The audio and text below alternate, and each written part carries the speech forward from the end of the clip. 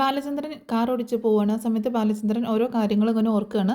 അലീനയെ ആദ്യമായിട്ട് കണ്ട രംഗം ഓർക്കുന്നുണ്ട്. സിസ്റ്റർ പറഞ്ഞു കൊടുക്കുന്നുണ്ട്, ഇതാ വരുന്നതാണ് എന്ന് പറഞ്ഞു കൊടുക്കുന്നതും, ഇതാ അവർ വന്നു എന്ന് പറഞ്ഞു കൊടുക്കുന്നതും, അതുപോലെ മനുവുമായിട്ടുള്ള സംസാരമൊക്കെ ഇങ്ങനെ ഓർക്കുകയാണ്. മനുവിനോട് ബാലചന്ദ്രൻ ചോദിക്കുന്നുണ്ട്, എന്തിനാണ് തിരുവനന്തപുരത്ത് വന്നിട്ട് നിൻ്റെ മുത്തശ്ശൻ ഒരു ഹോം നഴ്സിനെ കണ്ടെത്തിയത്, നീയും നിൻ്റെ മുത്തശ്ശനും കൂടിയിട്ട് നമ്മുടെ പാലായിൽ ഹോം നഴ്സിനെ കിട്ടാഞ്ഞിട്ടാണോ എന്ന് ചോദിക്കുമ്പോൾ മനു പറയുന്നുണ്ട്, മുത്തശ്ശിനി ബ്രിജിത്താമ്മയെ നേരത്തെ അറിയാം, ഒരുപാട് സഹായങ്ങളൊക്കെ ചെയ്തിട്ടുണ്ട് എന്ന് പറയുമ്പോൾ, അറുത്ത കൈക്ക് ഉപ്പ് തേക്കാത്ത നിൻ്റെ മുത്തശ്ശനാണോ കുഞ്ഞിരാമൻ മേനോനാണോ സഹായം ചെയ്തേക്കുന്നത് എന്ന് ചോദിക്കുകയാണ് ബാലചന്ദ്രൻ. ആ സമയത്ത് മനു പറയുന്നുണ്ട്, നമ്മളൊന്നും അറിയാത്ത എന്തെങ്കിലും ഒരു നന്മ മുത്തശ്ശനിൽ ഉണ്ടായിരുന്നെങ്കിലോ എന്ന് ചോദിക്കുകയാണ് മനു. ആ സമയത്തും ബാലചന്ദ്രൻ ശരിയായിരിക്കും, എന്തെങ്കിലും ആവട്ടെ എന്നൊക്കെ ഇങ്ങനെ പറയുന്നുണ്ട്. ആ കാര്യങ്ങളൊക്കെ ഓർക്കുകയാണ്. അതിനുശേഷം മലീന കാറിൽ കയറി അവരുടെ കൂടെ വരുന്ന കാര്യങ്ങൾ ഓർക്കുന്നുണ്ട്. ബാലചന്ദ്രൻ ചോദിക്കുന്നുണ്ട്, ഇനി അങ്ങോട്ടേക്ക് തിരിച്ചു പോകേണ്ട കാര്യമുണ്ടോ എന്ന് ചോദിക്കുകയാണ്. സ്നേഹനികേതനത്തിൻ്റെ കാര്യമാണോ സാറ് ചോദിച്ചതെന്ന് ചോദിക്കുമ്പോൾ, അതെ, എനിക്കത് ഏറ്റെടുത്ത് നടത്തിയാൽ കൊള്ളാമെന്നുണ്ട് എന്ന് പറയാണ്. അതിന് ആ സ്ഥാപനം ഇപ്പോൾ ഇല്ലല്ലോ എന്ന് പറയുമ്പോൾ, എനിക്ക് കുറച്ച് കഴിഞ്ഞ് ഏറ്റെടുത്ത് നടത്തിയാൽ കൊള്ളാമെന്നാണെന്ന് പറയണം. അതൊരു വലിയ ടാസ്ക് അല്ലേ എന്ന് പറയുമ്പോൾ, ഞാൻ എൻ്റെ ഒരു ആഗ്രഹം പറഞ്ഞതാണ് എന്ന് പറയണം. മനുവാട്ടോ അതൊരു വലിയ ടാസ്ക് അല്ലേ എന്ന് ചോദിക്കുന്നത്. അപ്പോൾ ഇങ്ങനെയുള്ള കാര്യങ്ങളൊക്കെ ഓർക്കുകയാണ്. അതിനുശേഷം അലീനെ വീട്ടിൽ നിന്ന് ഇറക്കി വിട്ടല്ലോ വൈജ, ഹരിയുടെ ഒരു ഇഷ്യൂ വന്നിട്ട്, ആ മോതിരത്തിൻ്റെയൊക്കെ ഇഷ്യൂ വന്നിട്ട്. ആ സമയത്ത് എല്ലാ തെറ്റുകളും കണ്ടെത്തുന്നതും എല്ലാ പ്രശ്നങ്ങളും സോൾവ് ആക്കുന്നതും മനുവാണ്. അതിനുശേഷം ബാലചന്ദ്രൻ അലീനയുടെ അടുത്ത് വന്നിട്ട്, സോറി മോളെ, ഇങ്ങനെയൊക്കെ സംഭവിച്ചു പോയില്ലേ എന്നൊക്കെ പറഞ്ഞ് മാപ്പൊക്കെ പറഞ്ഞ് അവളെ വീട്ടിലേക്ക് കയറ്റി കൊണ്ടുവരുന്ന രംഗങ്ങളൊക്കെ ഇങ്ങനെ ഓർക്കുന്നുണ്ട്. പിന്നീട് ബാലചന്ദ്രൻ ഇങ്ങനെ പറയുന്നുണ്ട്, വേണ്ടായിരുന്നു, ഒന്നും അറിയണ്ടായിരുന്നു എന്ന് വളരെ ദേഷ്യത്തോട് കൂടിയിട്ട് ഇങ്ങനെ പറയാണ്. ആ സമയത്താണ് വൈകിട്ട് കോള് വരുന്നത്. ആദ്യത്തെ തവണ കോൾ എടുക്കാതെ സൈലൻ്റ് ആക്കി മാറ്റുകയാണ്. പിന്നെ വീണ്ടും വിളിക്കുന്നുണ്ട്. അത് കട്ട് ചെയ്തിട്ട് ദേഷ്യത്തോട് കൂടിയിട്ട് ഫോൺ അവിടെ ഇങ്ങനെ വെക്കുകയാണ്.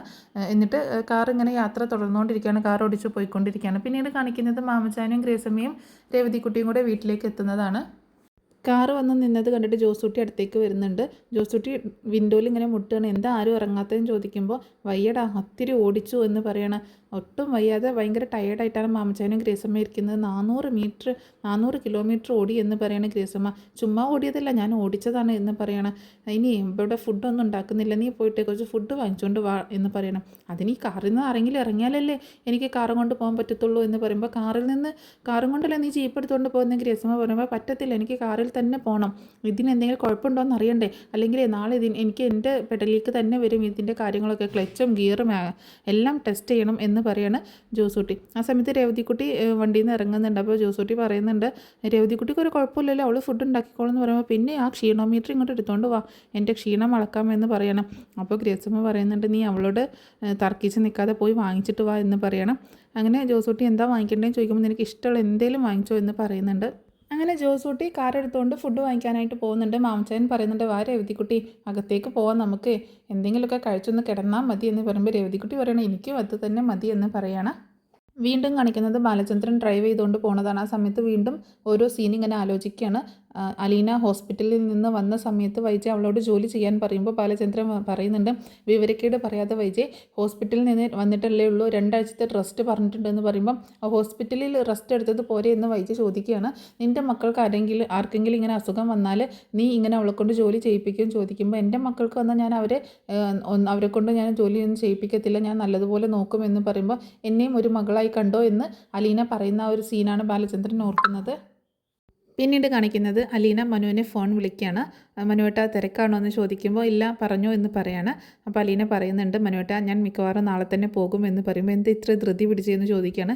എനിക്ക് പറ്റത്തില്ല മനുവേട്ട ഇവിടെ നിൽക്കാൻ, മാഡം എൻ്റെ മുഖത്തേക്ക് പോലും നോക്കാറില്ല, എന്നോട് സംസാരിക്കാറില്ല, എനിക്ക് പറ്റത്തില്ല, ഇനി ഇവിടെ പിടിച്ചു നിൽക്കാൻ പറ്റത്തില്ല, എന്താ ഇപ്പോൾ ഉണ്ടായെന്ന് ചോദിക്കണം മനു.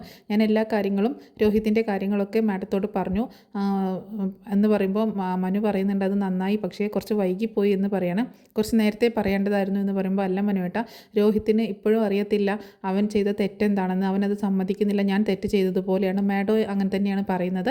മാഡം പറയുന്നത് ഞാൻ ഇവിടെ വന്നതുകൊണ്ടാണ് എല്ലാ പ്രശ്നങ്ങളും ഉണ്ടായത്, ഏറ്റവും പ്രശ്നകാരി ഞാനാണ് എന്നൊക്കെയാണ് പറയുന്നത്.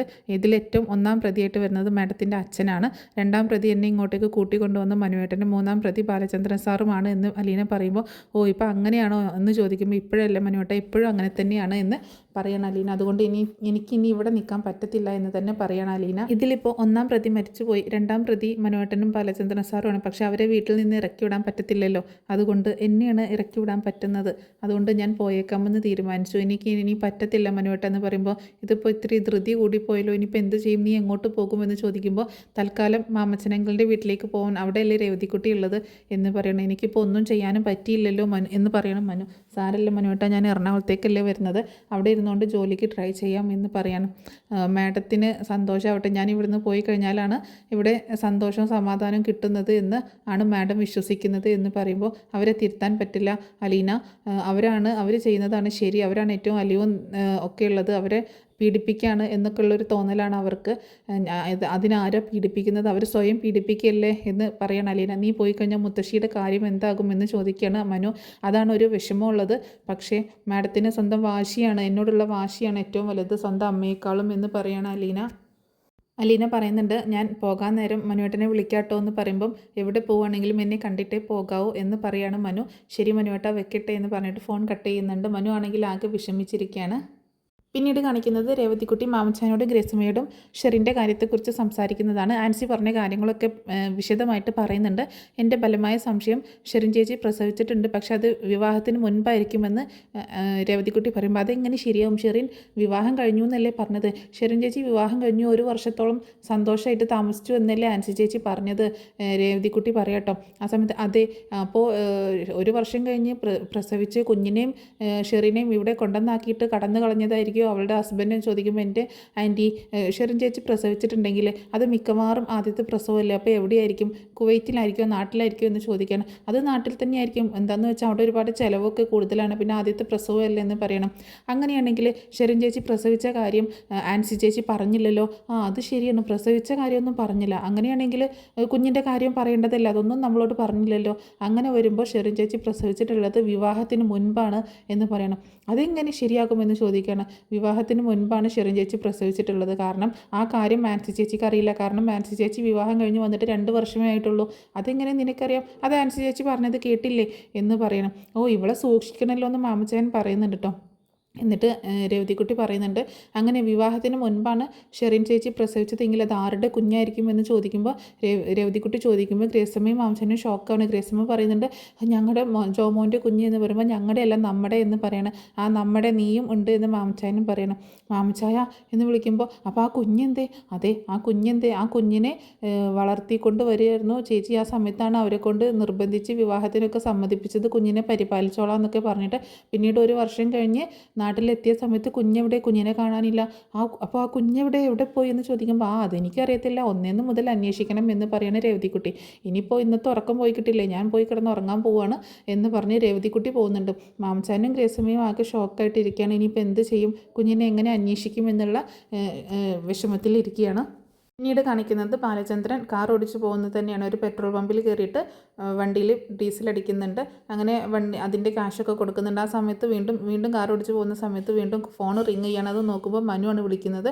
മനുവിൻ്റെ കോളും അറ്റൻഡ് ചെയ്യാത്ത ഫോൺ അങ്ങോട്ടേക്ക് വെക്കുകയാണ്. അപ്പോൾ ഇത്രയും കാണിച്ചുകൊണ്ടാണ് ഇന്നത്തെ എപ്പിസോഡ് അവസാനിക്കുന്നത്. പിന്നെ നാളത്തെ എപ്പിസോഡിൻ്റെ സ്റ്റോറി ഉടനെ തന്നെ പറഞ്ഞ് അപ്ലോഡ് ചെയ്യാം കേട്ടോ. അലീന പോകുന്ന കാര്യമൊക്കെ മുത്തശ്ശിയോട് പറയുകയും കൃഷ്ണ വന്ന് അതിനെ എതിർക്കുകയൊക്കെ ചെയ്യുന്നുണ്ട്. അതുപോലെ ബബിതയും തന്നെ കുറച്ചൊക്കെ സപ്പോർട്ടാക്കി അലീനയ്ക്ക് സപ്പോർട്ടായി സംസാരിക്കുകയും ഒക്കെ ചെയ്യുന്നുണ്ട് വൈജയോട്. വൈജ വിളിക്കുമ്പോഴൊന്നും നമ്മുടെ ബാലചന്ദ്രൻ ഫോൺ എടുക്കുന്നില്ല. അപ്പോൾ അങ്ങനെയുള്ള കുറച്ച് കാര്യങ്ങളൊക്കെ ഉണ്ട്. അതിൻ്റെ ഡീറ്റെയിൽ ആയിട്ടുള്ള സ്റ്റോറി ഉടനെ തന്നെ പറഞ്ഞ് അപ്ലോഡ് ചെയ്യാം കേട്ടോ.